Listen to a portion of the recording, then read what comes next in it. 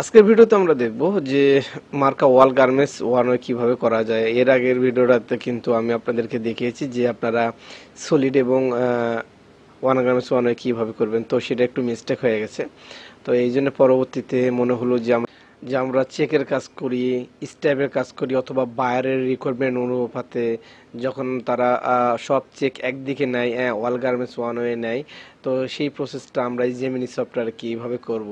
তো সেই প্রসেসটা আমি আপনাদেরকে দেখিয়ে দেবো। এখন যে মার্কারের যে সিস্টেম রয়েছে সেটা কিন্তু অল গার্মেন্টস ওয়ান ওয়ে।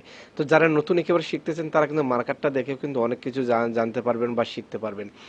তো এটা করার জন্য আমরা সরাসরি যেই কাজটা করব এটা আমরা উঠিয়ে নিব, অথবা আমরা এখান থেকে মার্কার যে প্রপার্টিজ অপশনটা রয়েছে সেই মার্কারের প্রপার্টিজ অপশনে আমরা চলে যাব।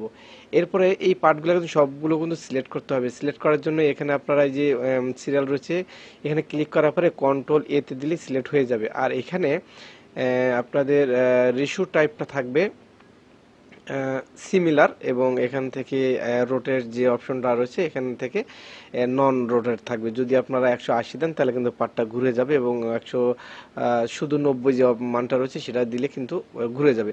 তো আমরা এখান থেকে জাস্ট ননটা দেবো, দেওয়ার পর আমরা কিন্তু ওকে ক্লিক করে দেবো।